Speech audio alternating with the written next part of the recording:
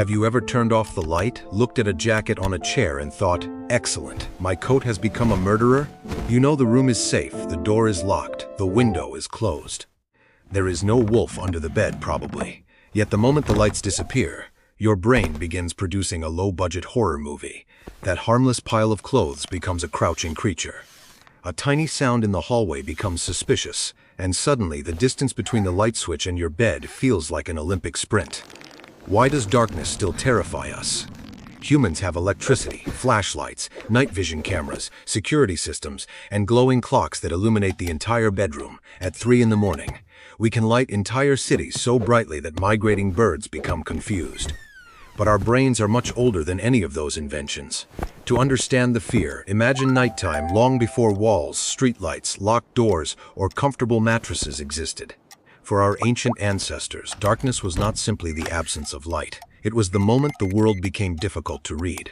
During the day, humans could see movement, recognize faces, follow tracks, locate food, and notice danger from a distance. At night, much of that information disappeared.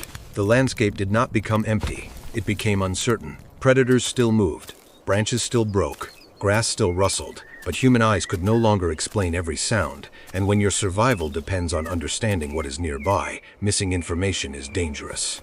Humans are not completely blind at night, but we are not impressive nighttime hunters either. Many predators have eyes and senses better suited for operating in darkness. Cats can use low light more effectively. Owls can detect movement and sound with remarkable precision. Other nocturnal animals move through the night as if someone secretly gave them better equipment. Ancient humans had intelligence, teamwork, fire, and tools. But when the light disappeared, some of our greatest daytime advantages became weaker. A hunter who could spot tracks across open ground at noon might struggle to identify a shape only a few steps away after sunset. Darkness changed the balance. The creatures that hunted at night became harder to see, while humans became easier to surprise. Imagine sitting near a small fire on a prehistoric night. Beyond the orange light is a wall of darkness. Something moves in the grass. Maybe it is the wind. Maybe it is a harmless animal. Maybe it is a large cat, wondering whether you taste better with herbs. You have two choices. You can ignore the sound and continue relaxing, or you can become alert, grab a wooden spear, and prepare for trouble. The relaxed ancestor may enjoy a peaceful evening. The nervous ancestor may survive long enough to have children. Over many generations, caution in darkness could become an advantage, not because every shadow contained danger, but because occasionally one did. This created a simple survival rule inside the brain. When information is limited, assume that something important might be happening. That rule is still operating today. The strange part is that we often say we are afraid of darkness, but darkness itself does nothing. Darkness does not chase us. It does not bite. It does not hide behind a curtain and play dramatic music. What frightens us is uncertainty. When we cannot see clearly, the brain loses confidence in its model of the environment. The human brain is constantly making predictions. It combines what the senses detect with what previous experience suggests might happen next. In bright light, the brain receives plenty of visual information. A shape is quickly identified as a chair, a lamp, or a sleepy dog judging your life choices. In darkness, the signal becomes weak. Now the brain must guess, and when safety is involved, it does not guess evenly. It tends to favor the dangerous interpretation. A shadow might be nothing, but when there is even a small possibility that it represents a threat, the brain may prefer a false alarm. From an evolutionary perspective, false alarms are annoying. Missed dangers can be fatal. If an ancient human jumped because a bush moved in the wind, nothing terrible happened. The tribe may have laughed for a few seconds. Perhaps that person earned an embarrassing nickname. But life continued. If that human ignored a real predator, the evening became much less funny. So the nervous system developed a bias. It would rather make you afraid of 10 harmless sounds than allow you to ignore one dangerous sound. This is why a small noise feels different at night. During the day, a creak in the house is simply wood shifting. At 2 in the morning, the same creak sounds like someone with terrible intentions and excellent timing. Your hearing has not suddenly become magical. Your attention has changed. When vision becomes unreliable, the brain gives more importance to other senses. Quiet sounds become noticeable. Small movements feel significant. The body prepares to react. Your heart may beat faster. Your muscles may tighten. Your breathing may change. Your eyes may search the room for movement. Even when there is almost nothing to see, This reaction can begin before you have fully decided what the sound means. The brain is not calmly holding a meeting. It is not saying. Let us examine 3 possible explanations for that noise. It is saying, something happened. Please become extremely uncomfortable immediately. This fast reaction made sense in dangerous environments. Waiting for perfect evidence could be a bad survival strategy. By the time an ancestor confirmed that the glowing eyes belonged to a predator, the predator might already be close enough to cancel the investigation. Fear prepares the body first. Explanation often arrives later. Children frequently show this reaction more strongly because their ability to separate imagination from possibility is still developing.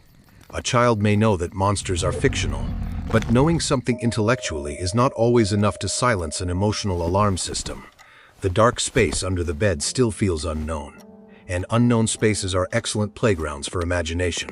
Adults do the same thing in more sophisticated ways.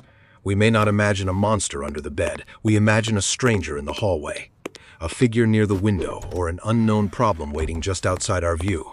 The costume changes, the ancient fear remains. Culture also gives darkness a large collection of frightening stories.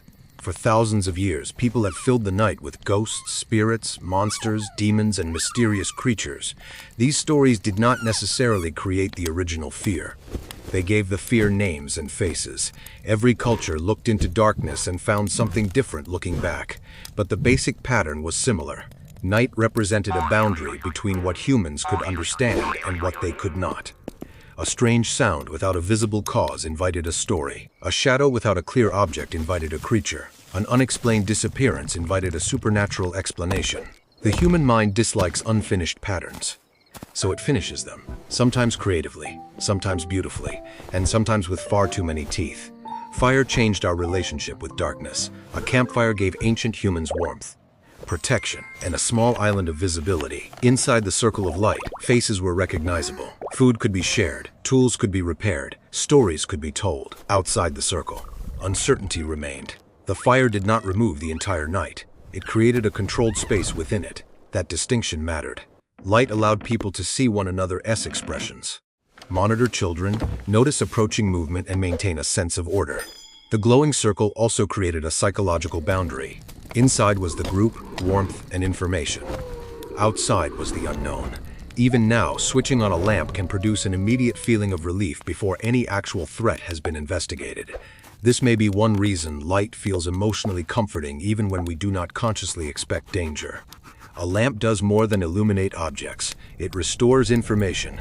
The suspicious figure becomes a coat. The creature near the door becomes a backpack. The glowing eyes under the table belong to a cat who is deeply offended that you screamed. Light allows the brain to replace imagination with evidence, and that reveals the deeper twist.